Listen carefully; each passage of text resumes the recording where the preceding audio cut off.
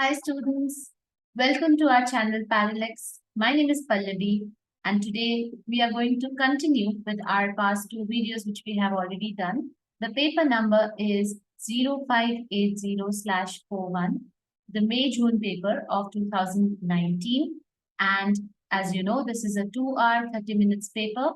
In the previous two videos we have already covered up to question number 7. So today in this video we will be doing from question number 8 to question number 11. That is the end of the paper. I will be using red ink for the concepts, and I will be using blue and black pen or blue and black ink for the answers, right? How to solve it on the paper. So without wasting any more time, let's begin. So this we have already covered in a past few videos. You can check for the link in the description provided. And now we start with the question number 8. So as you see, the price of a book increases from $2.50 to $2.65. We have to calculate the percentage increase. Now, how do we do that? So percentage increase means 2.65 minus 2.50 and upon the initial, which was 2.50. And you have to multiply this with 100. This whole thing will come under the parenthesis. Now let's try that out. So 2.65, so we will just plug in the values in our calculator. 2.65 minus 2.50, and this whole is divided by 2.50 and multiplied by 100. So this is around 6%, and that is the answer. So the percentage increase is 6%. Now, you have to keep in mind that whenever we are talking about percentage increase or percentage decrease, what do we do in general? So whenever there is a base value, for example, the percentage increase, if you have to calculate, in this case, it is from 2.50, it has gone up to 2.65, right? So therefore, it will be 2.65 minus 2.50. That is the increase. Now that you have to divide with the original value, which is 2.50 in this case. And then you multiply by 100. Even if it is a percentage decrease, for example, if the question was that the value was 2.50 and it became 2.40. Now what will you do? This is the decrease clearly, right? So you have to calculate the percentage decrease over here. So what will you do? You will subtract.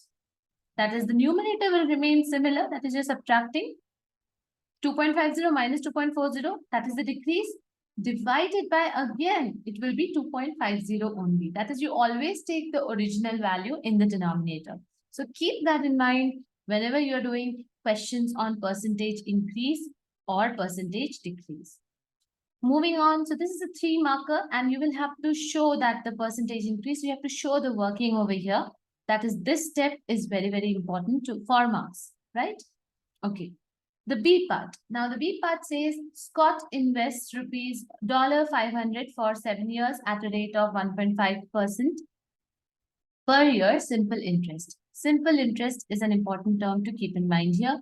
Calculate the value of his investment at the end of 7 years.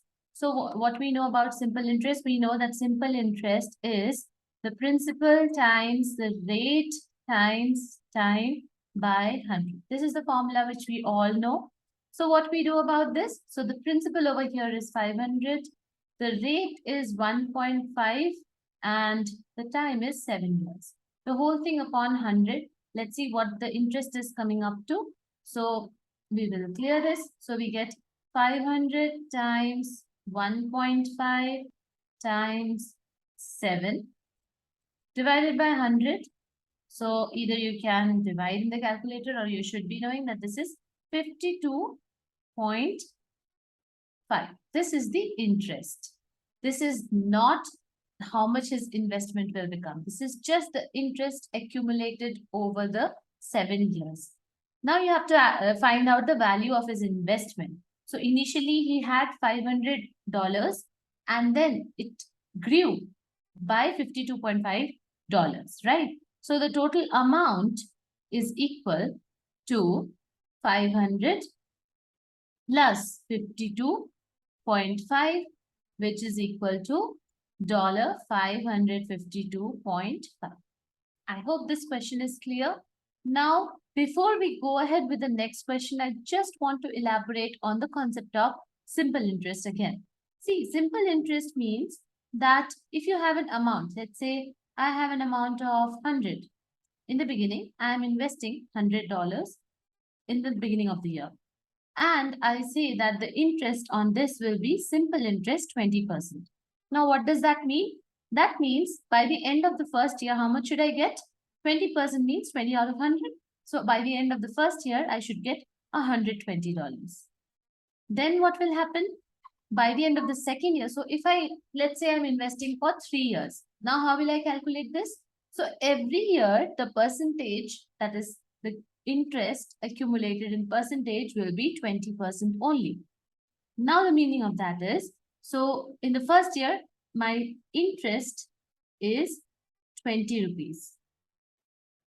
In my second year also, my interest will be 20. That will not change.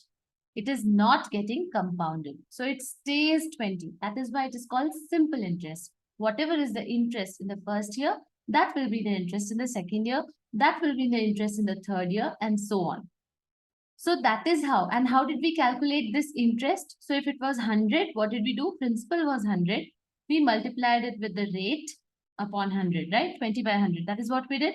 And that is for first year, right? That is how we calculated the interest. If it is for 3 years, then instead of 1, I will write 3 here. So you see, we arrived at the formula P R T by 100, right? This is the same formula. I was just explaining how we got that formula. Let's apply this and see if the interest is coming correct or not.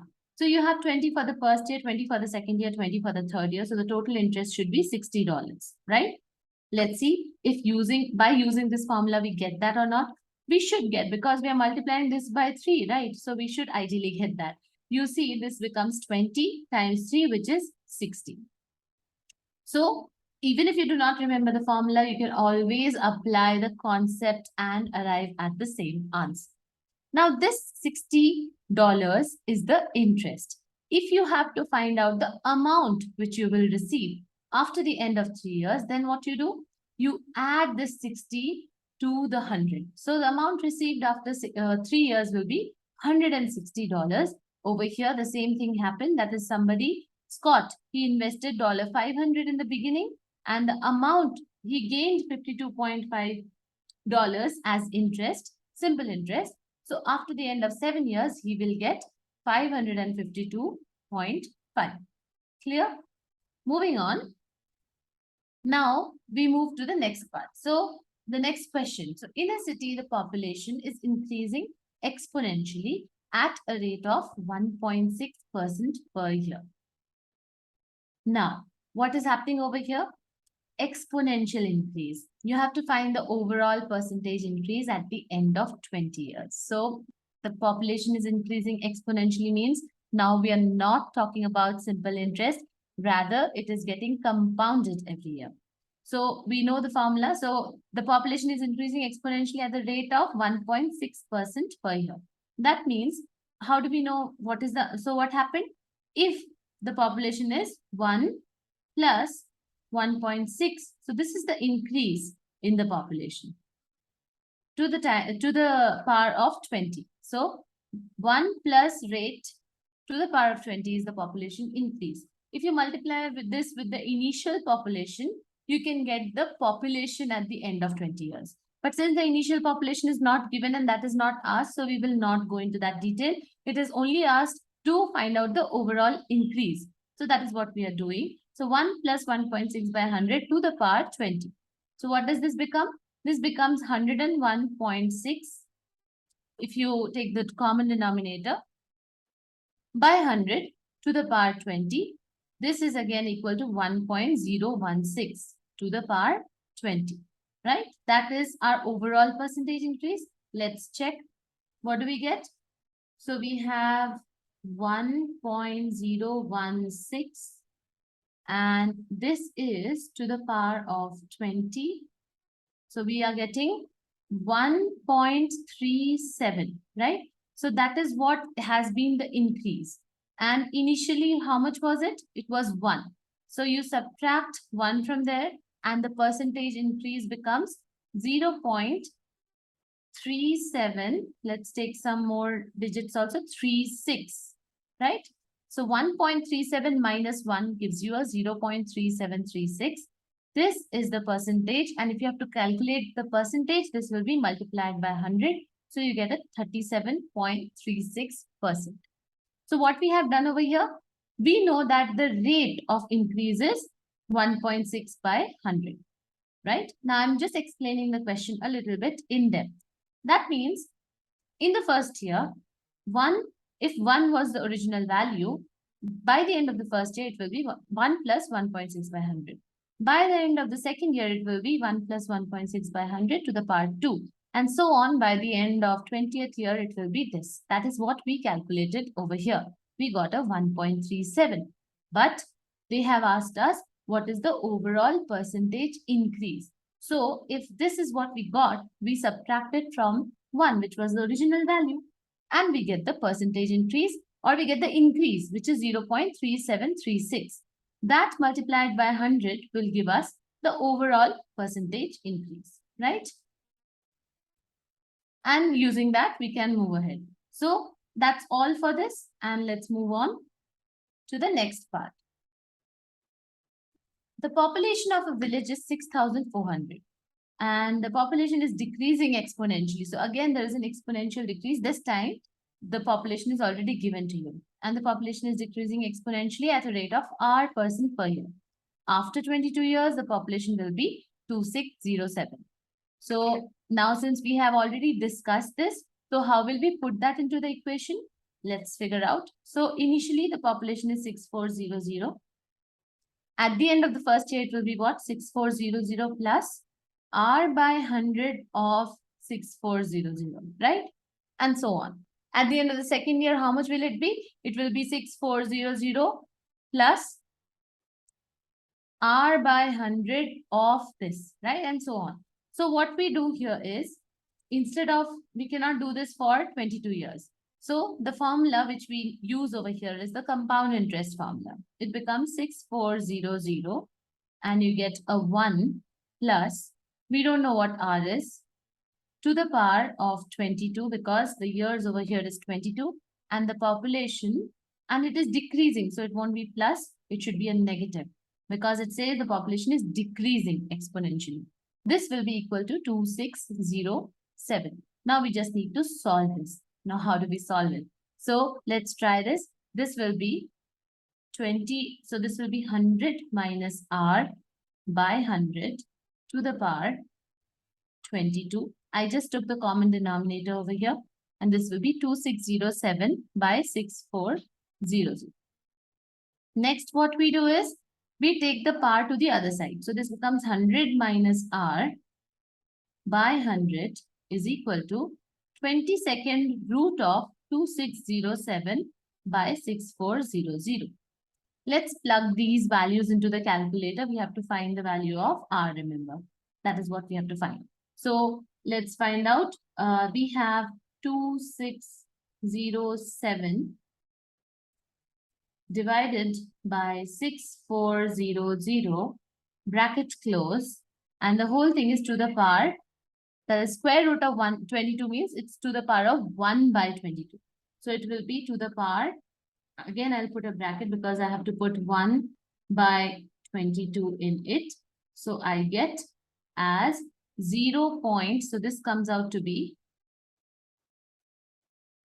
100 minus R by 100 is equal to 0.0185.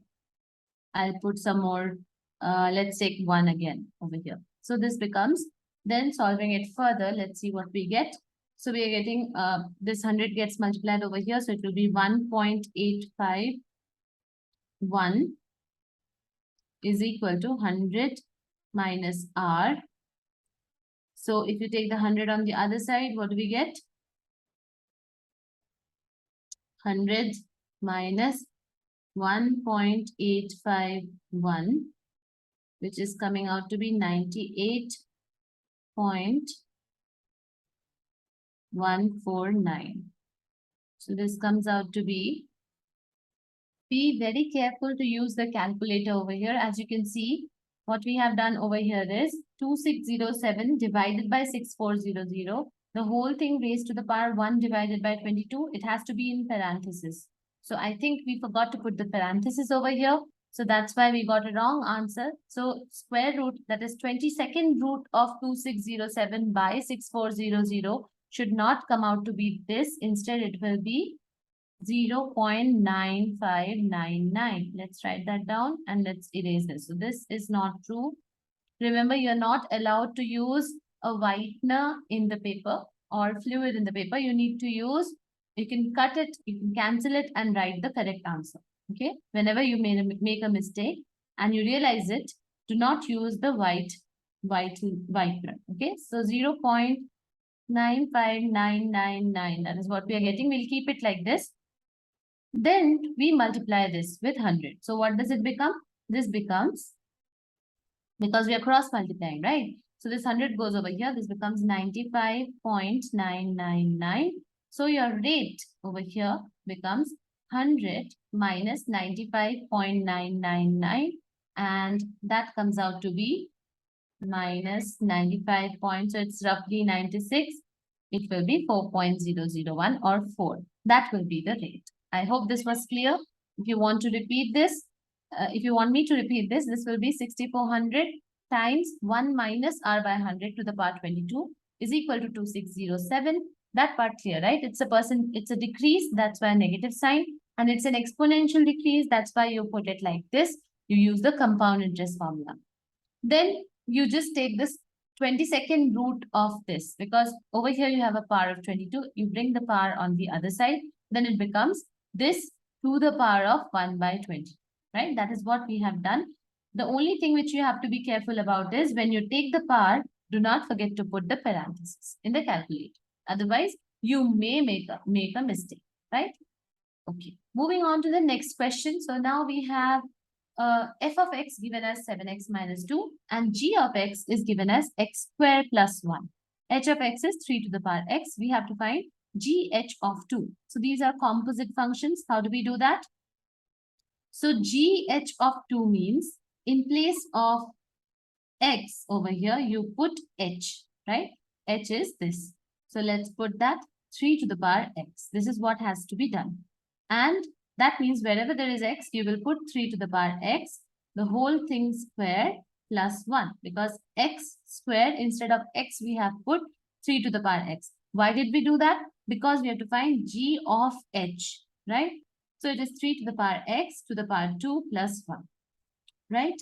Now, instead of 2, so instead of x, it has to be 2 over here because it's h of 2.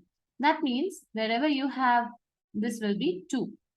Or this will be 3 to the power 2 whole square plus 1. That means this is 3 to the power 4. Remember your powers and roots. So it's 3 to the power 2, which is 9. 9 square is 81. 3 to the power 4 plus 1, which is 81 plus 1, or you have an 82 as the answer. Let's do another one. Now this is an inverse function. So f inverse of x. How do you find that? Let's try it out. So I'm using one of the methods. There are many methods to find out the inverse function. I'm using one which is most comfortable for me, and hopefully it will be comfortable for you as well. So it is, let's write down f of x first, which is 7x minus 2. We take it as y. Let's consider f of x as y. Then what happens is, now you make x as the subject. So what happens? 7x is equal to y plus 2. X is equal to y plus 2 by 7.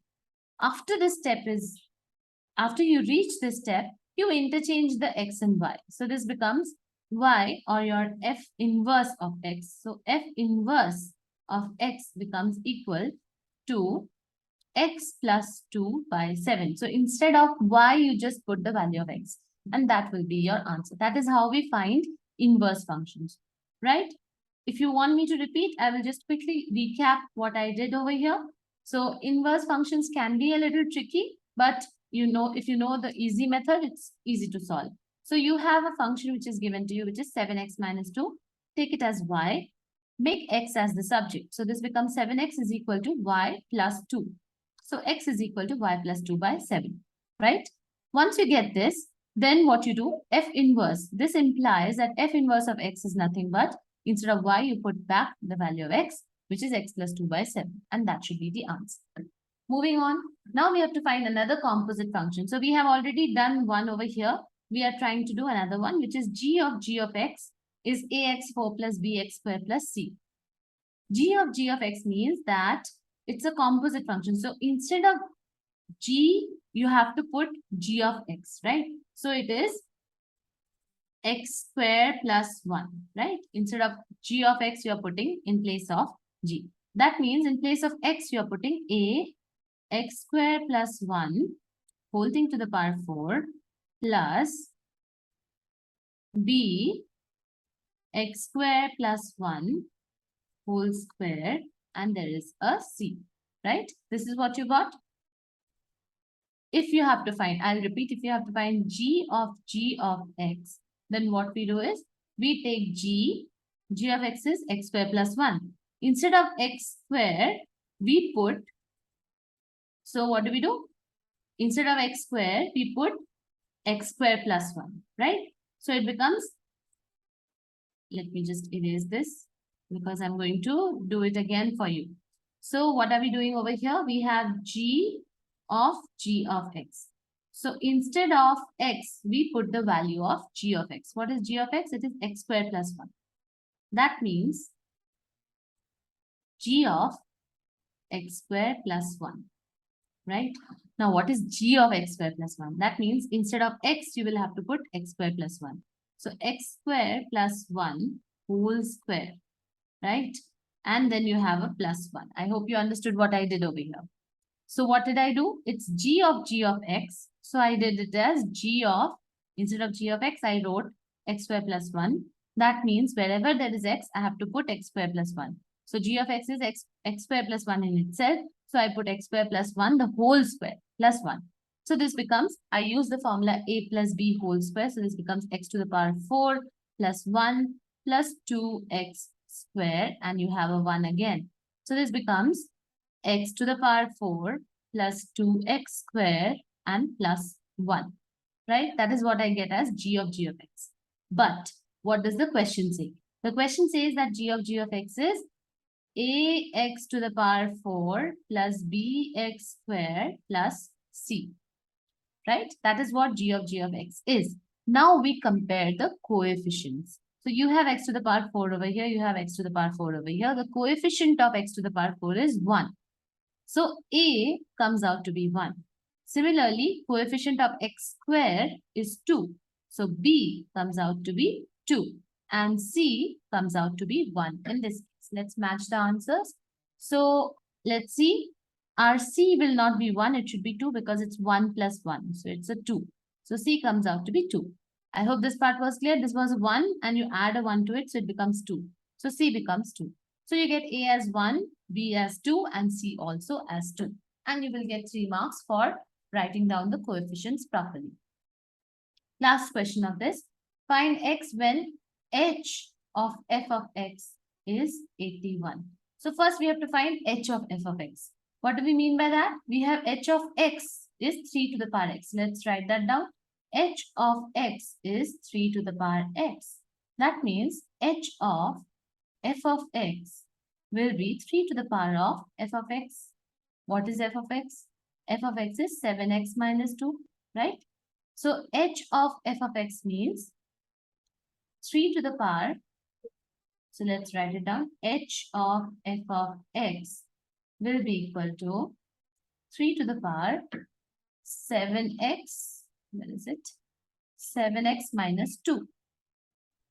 7x minus 2, right? This is what it is. 3 to the power f of x, which is 7x minus 2. Now the value of h of f of x is also given, which is 81 is equal to 3 to the power 7x minus 2. Now what do we do? So if you look at this carefully, we see that 81 can also be written as 3 to the power 4, right? So this will be equal to 3 to the power 7x minus 2. Now you see that the powers can be made equal. Why? Because the bases are equal. Therefore, what I mean by that is 4 will be equal to 7x minus 2. Or make x the subject or find out the value of x. It becomes 4 plus 2 is equal to 7x, or 6 by 7 is equal to x, and that is your answer. I hope you understood the question. Let's move on to the next one. Okay, so the volume of each of the following solids is already given, which is 1000 centimeter cube. That is important. We should not forget this. You have to calculate the value of x for each solid. Let's see what is given. So it's a cube with a side length x. So this is how a cube looks like. You have a cube like this. All sides are equal. There is a length, there is a width, and there is a height. That means the volume will be x into x into x, which is x to the power 3. And that is equal to 1000 in this case, because the volume of each of them is said to be 1000. If x cube is 1000, then cube root of x cube, that is x, is equal to cube root of 1000. You can plug in the values into your calculator, or you already know that there are 3 zeros, so cube root will be 10. So 10 centimeter will be the value of x. Now, we should know that how we find out the volume. Remember, volume is the space occupied by the solid, right? So I'll quickly explain what do we mean by volume and how to calculate volumes for any substance which is given, any solid which is given to you. Now, if you have a rectangle, I'm making a rectangle like this because we are putting the rectangle as a base. So you have a length and a width, right?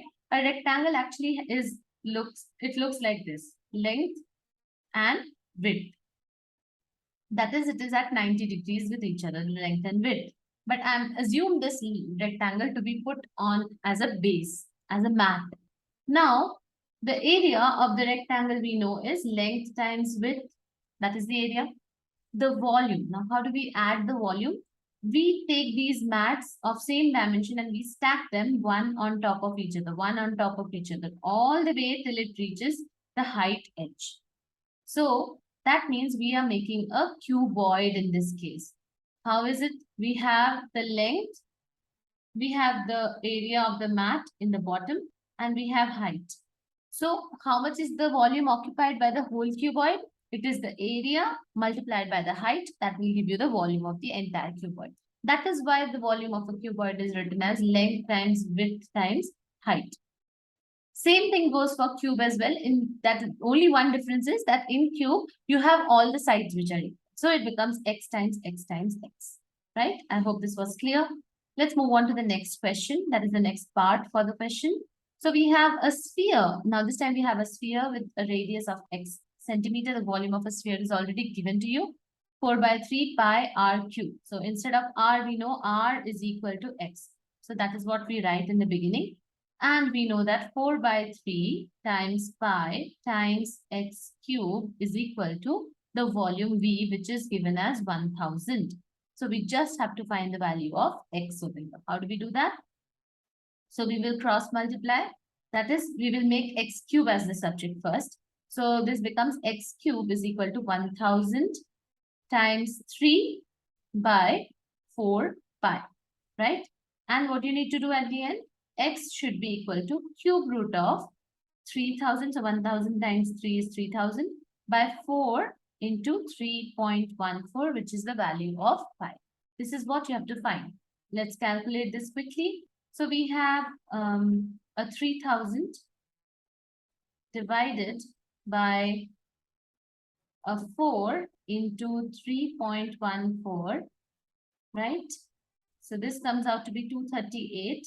And this whole thing will be raised to the power of 1 by 3. So this comes out to be 6.204 or 203 centimeters. That is the value of x. I hope you understood how I put the parenthesis. Be very careful with the parenthesis. 3000 divided by 4 into 3.14. See, this is inside the parenthesis. The whole thing is again inside the parenthesis. And it is raised to the power of parenthesis 1 divided by 3. That is how I'm using. Because this is cube root. Cube root means 1 by 3rd. bar is 1 by 3, right? Okay, moving on. We have the next question, which is a cone given to us. And the radius of the cone is x. And slant height, so this length over here is called slant height for a right circular cone. By right circular cone, what do I mean? That this angle between the height, this is the height, and this is the radius, this angle is 90 degrees. Keep that in mind. Okay, so height is not given to us, but we have a triangle over here. If you see carefully, ABC is a right angle triangle. So can you find, so we know this is h, this is x root 5. So we know h, we can write h in terms of x, right? That we know. And we know that the volume is what? 1/3 pi r square h. So first let's find out h. What is the value of h? So we will use by Pythagoras theorem. We will write that down.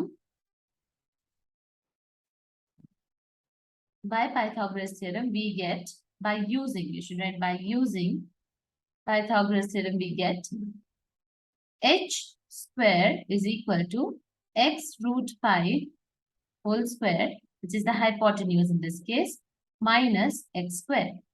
What does this mean? This is 5x square minus x square, which is 4x square is h square, or h is equal to square root of this, which is 2x. So we got the value of h as 2x. Now we have the height with us, and we know the radius as well, which is x, and we know the volume. Volume is given as 1000 centimeter cube, right? Therefore, 1/3 pi, instead of pi I write 3.14 r, which is x in this case, r square, x square, h, which is 2x, is equal to 1000. That means, again, x cube, I'm keeping the x square and x, I'm multiplying it, it becomes x cube, and I'm moving all the other terms to the other side. So this becomes 1000 times 3 by 2 into 3.14, right? If I have to find the value of x, again, I find the cube root of 1000 times 3 is 3000 by 2 into 3.14 is 6.28. So I have to find the cube root of this. Let's see what that comes out to be. Again, I'll put parentheses, I'll put 3000. I'll divide it with 6.28, brackets closed, the whole thing to the power of 1 by 3, bracket close, and equal to 7.817 or 7.81, let's say it's 7.82, and that is centimeters, right? That is what we get as the value of x. Moving on to the last part of the question, a very interesting one. See, you have a solid which is given to you, the height is given, the width is given, the length is given, but this is not a cuboid. Actually, it is half of the cuboid, right? If you place another solid upside down, then you will get a full cuboid like this. So it will be something like this. If you place another solid, you can make it into a cuboid. That is what I mean. That is, if you join these, I hope you're getting what I'm trying to say here. This becomes a cuboid, you see? So you're getting another solid, which is of the same volume. You have to just place it on top of each other. Then you will get the whole cuboid. Now, this is the trick which has to be used in this question. That is, now you have the whole solid in front of you, right? How do we find the value of x? So now, this volume is given as 1000. That is half of the cuboid. So the whole cuboid will be 2000. And we know how to find the volume of a cuboid. It is 27 by 2x, that is the length, times width, times height, which is x by 2, and that is equal to 2000, which is the total volume. We are doing it twice of 1000 because we are taking the volume of the entire thing, right? Again, you have x cubed from here, and we have 2000 times 2 into 2 is 4. So I'm taking 4 on the other side, and I'm left with 27 over here. I have to find the cube root of x cube, which is x, and I have an 8000 by 27. So x cube is 8,000 by 27. Now I can use my calculator, or I can be super fast over here and not use the calculator and arrive at the answer. See what I'm doing. You can put the value in the calculator and find 1/3 of this whole thing, power to 1/3. But since these are perfect cubes, so we can also do this or solve this without using a calculator. See, 8. 8 is 2 times 2 times 2. That means cube root of 8 will be 2. So I will write x is equal to, instead of 8, I can write 2, because cube root of 8 is 2. Then you have 8 multiplied by 1000, which is 8,000. Cube root of 1000 will be 10. Because there are 3 zeros, so it will be 10. Divided by 27, cube root of 27. 27 is also a perfect cube. So cube root of 27 will be 3. So what do you get? 20 divided by 3. Now you can use your calculator to see what is the value of x which is coming to. So 20 divided by 3 comes out to be 6.66 or 6.67. That is if you round it off. So 6.67 centimeters becomes your answer. You can also put the whole thing into the calculator and take the 1/3 part of it. That will also give you the same answer. Now moving on to the last question of the day. So question number 11, it's a long one and it carries a lot of marks as well. It is 11 marker, right? So let's do this slowly. So what we are going to do over here is, we are going to go stepwise and we will calculate. So if you have read this question, what does it say? You have to find out the average speed. So what we are going to do? We are going to find out the formula first. So average speed, let's first write down what is the formula for average speed. So average speed is equal to the total distance traveled. Let me write that formula because that is the main crux of this. Upon the total time taken. So we will have to calculate this separately and this separately. And then we will divide it to get the average speed. So what are we going to do over here? Let's start with solving this. So over here, we will start with the first part, which is, let's write down the distance. Okay. On one side, I will write down distance. On the other side, I will write down the time taken. That's how we will try to solve this question. We have to go slow. We have to go through each and every step so that we understand as well. So, Brad, he traveled from New York, right? So he left his home at 16:30 hours. That means 16:30 and traveled by taxi to airport in New York. So the time when he left is 16:30 and he reached his destination after 55 minutes. That means 55 minutes. That means when did he reach his destination? He reached at 17:25, right? That part clear? 55 minutes means how much is the time? So remember we have to keep on writing down the time as well. So 55 divided by 60, which is 0.916 hours. So we will write it over here, 0.916 hours gone. So it started with the time. Now we know it is 0.916 hours and we also know that the distance is calculated as how much? Distance is speed multiplied by time. The average speed over here is given as 18 kilometers. So 18 kilometer per hour times the time, which is 0.9166. So over here, what do? We multiply what we got as time multiplied by the speed, which is 18. So we get the distance as 16.5 kilometers. So the first part, distance is 16.5 kilometers. You can write this that the distance traveled by taxi to airport is 16.5 kilometers. The time taken to do so is 0.916 hours. Then what happened? Let's move on to the next part. So he then traveled by plane to Geneva, but it departed from New York at 22:15. So he had reached the New York airport at 17:25. Now, this is where the time concept is very important, how to calculate this.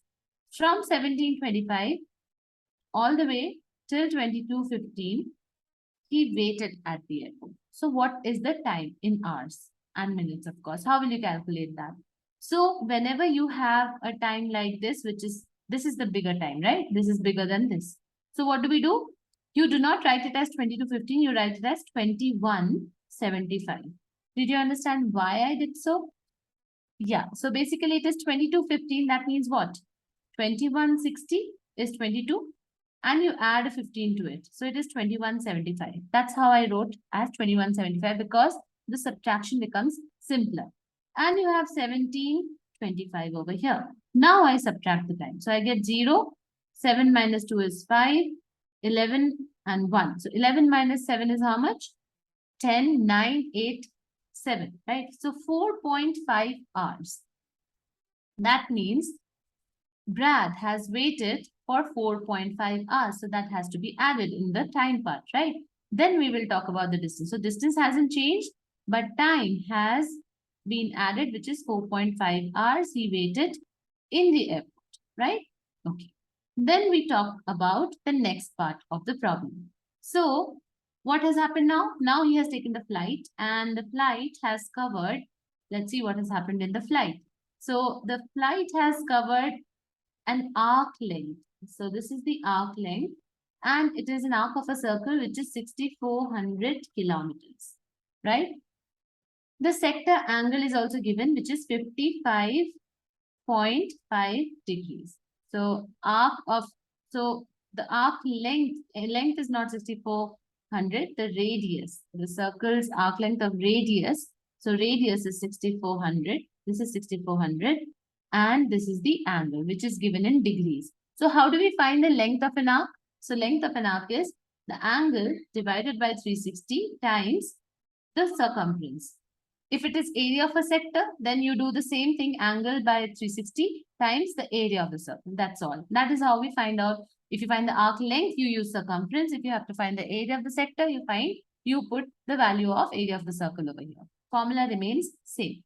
So this becomes 55.5 by 360 times 2 into 3.14 into r, which is 6,400. This is the what? This is the distance covered by the plane. Let's see how much that comes out to be. Every step we will also keep on checking whether we are going wrong or not, since this is a lengthy question. It's not a tough question, but it's a lengthy question. So 55.5. So we have a 55.5 divided by 360. This multiplied by 2 into 3.14 is 6.28. And again multiplied by 6,400. 2 into pi into r into theta by 360, which gives us 6196.266. So the distance is 6196.266, right? Now this is what is the distance. So this is the distance covered by the plane. Now, he has traveled to Geneva, right? And how much time has he taken? That also is important. And it says the local time in Geneva is 6 hours ahead. So he departed at 22:15. That means from New York, he departed at 22:15. So let's add 6 hours to it because that will be the time in Geneva at that point when he has departed, right? It's 6 hours ahead. So the time in Geneva will be, how much will it be? So you add 6 to it, but basically it's 10:15, right? At night. So this will become, so by 24, it becomes a new day, right? 2,400 hours is a new day. So this will become 4:15 in the morning. 4:15 in the morning, right? AM. That is what will be the time at Geneva when Brad's flight left New York. Okay.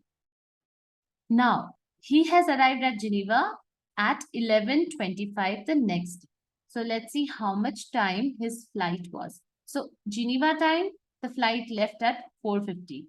So when you're writing about the time taken, write down that the flight left at 4:15. Flight left at 4:15 15 hours Geneva time, right? And when has it reached? It took how many hours? How do we calculate? It reached at 11:25. So let's see what is the difference. So the difference comes out to be 11:25 hours minus 4:15. So how many hours is it? 5 minus 5, 0, 2 minus 1, 1, 11 minus 4 is 7. So it is a 7.1 hour long flight, right? So let's write that down as well over here. So how much time did he take? It took 7.1 hours, right? So this is the time which we have to consider. This is the time that is he waited in the airport. This is the time that is his distance from up to airport from his home, right? Okay. And this is the distance covered by the flight. This is the distance from his home to airport. Then what happened to complete his journey? He again traveled by bus. Now, it started at 1300. Remember, he has reached the airport at 11:25. That means again, the time will come into picture over here. 1300. Now, what did I say? You cannot do this minus 11:25. This will be wrong. Instead, what you have to do, because the 0 over here is less than 25, so you have to take this as 1260. Right? 12 hours 60. That is also 1300. So this minus this becomes 11. So this becomes 5. So 10, and this is 5 minus 2, which is 3, and you have 1. So it is 1.35. Now this 35 over here. So if it is 1.35, that is in minutes, right? So how do you find this? Let's just check. So what do we do over here? We will just convert it into hours. Now do not forget to convert this into hours. So this is 1 hour 35 minutes which we have got over here. So this will be in conversion to hours. How do we do that? So we have to take, let's calculate. So this comes out to be 35 divided by 60. So it is roughly 1 hour, 1.58 hours. Remember why we are doing this? So we are not taking the data as hours and minutes. We have to convert it into hours. So this will be 1.58 hours. Now what is this 1.58? This is the, just a second. So this will be 1.58 because the flight arrived in Geneva at 11:25, then departed. Brad departed at 1300, right? So that difference is 1.58 hours. So we will write in place of time. So 1.58 hours will again be added. So this is again added. Let's check back again. So over here, when we discussed, when we did this 4.5 hours, what was this? Basically, we got to know that the flight part, right? That is in Geneva, when Brad was in the airport, his flight departed at 22.15. So we added 6, so it was 4.15, right? That is what was it? The flight was for 6 hours, right? He was there for 6 hours. Okay. Now, let's continue. So this is 1.58 hours, and then the average speed is given, which is 65 kilometer, and the journey started at 1 and took 1 hour 36 minutes. So again, convert this into hours. So 36 minutes will be written like this, 36 divided by 60. So you get a 0.6. So the total time will be again another 1.6 hours this time. So we have all our times. Of course, we will revise once again that whether we have taken the times correctly or not. And now we have one more distance which has to be calculated as well. So the speed is given as 65 km per hour. The time was 1.6 hours. So the distance will be 1.6 times the speed, which is 65. So it comes out to be 104 km. That is the last distance which he covered. Let's quickly look at the times because the time part is quite confusing in the question. So let's see if we have made any mistake or not. So in the beginning, again, we will have a quick recap. So what did we do? It was a 55 minutes. We are not taking into hours and minutes. So we convert everything into hours. So we convert the 55 minutes into hours. We get a 55 divided by 60, which is 9.2 hours. 0.92 hours, sorry. Then what do we do next? Let me remove the calculator, keep it on this side. Okay. Next is, so this is correct. We take it as 0.92 hours, right? Then we come to the next part. That is, after the flight has reached the airport, after Brad has reached airport, that is 17:25, and his flight left at 22:15. So what did we do? We got a 4.5. So it was 4 hours 50 minutes. Let's calculate again. 17:25 and 22:15. Remember, we cannot calculate like this. 22:15 minus 17:25. That's wrong. So we have to do this as we have to convert the 22:15 into 21:75. That is 2100 hours and 75 minutes. When we do that, what are we getting? We are getting a 0.5. So this is 15 minutes. And this is 21 minus 17, which is 4 hours 50 minutes. Over here, we have not converted this 50 minutes into hours. So remember that every time you have to cross-check. So 50 minutes divided by 60. So it becomes 4.83 hours. This is 4 hour 50 minutes. So I will erase this. You can write like this as well. That is, it is 4 hours 50 minutes. So we will write it like this, plus 4 hours 50 minutes, which is equal to 4.83 hours. Then we come to the next part, that is the flight time. So the flight time was how much? We calculated as 7.1 hours. We calculated the time because the flight left at, let's check when did it leave. So he traveled by plane to Geneva, departing at 22:15, but that was Geneva times 4:15 a.m. and at 4:15 a.m. and he reached at 11:25 a.m. So what was the total time? It was 7.1 hours. How did we get that? This was simple because it was 11:25 minus 4:15, right? So it becomes how much? 0, 2 minus 1, which is 1. 11 minus 4, which is 7. 7.10 again, right? I hope this part is clear. So now we have all our times, only the last part. So please do not forget to again change this. So 7.10, 10 is the minutes here. How much is the hours? It is 10 divided by 10 minutes divided by 60. So it is 0.16 hours. So it will be 7.16 hours, right? And then the last part, that is the journey started at 1300. So that means he reached when? He reached the Geneva at 11:25 Geneva time and started at 1300. So again, we cannot subtract 1300 and 11:25. We cannot do this. So what do? We take it as 1260. So we take it as 1260 and we subtract 11:25. So what do we get? 5, 6. This becomes 5 minus 2, 35. And this becomes 1.35. That is 1 hour 35 minutes. Convert the minutes into hours. That is 35 divided by 60. So you get a 0.58. So it becomes 1.58 hours. Similarly, 1 hour 36 minutes he took for his final journey, which was 1.6 hours. And this is the distance. I hope everything is correct. Let's quickly check for average speed then. So average speed will be the total distance, which is 16.5 plus 6196.266 plus 104. The whole thing divided by, let's carefully add all the time, 0.92, everything is in hours, plus 4.83 hours, plus we have 7.16 hours, then we have a 1.58 and 1.6. So let's first add up all the times and see if we are getting the correct answer there.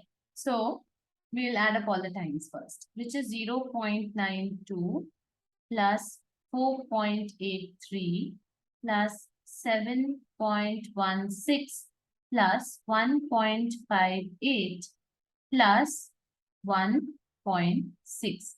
So we get a 16.09 as our total time. Let's calculate the total distance.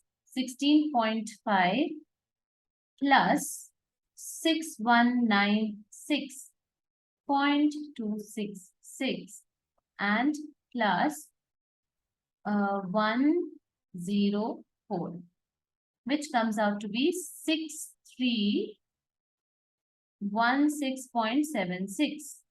Let's divide this with 16.09 and we get a 392.58 or 392.6 or 393 kilometer per hour, and that is our answer.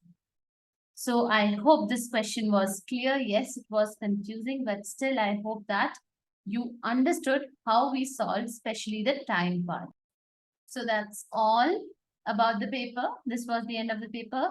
Please do not forget to hit like, subscribe, and comment, right? Thank you so much.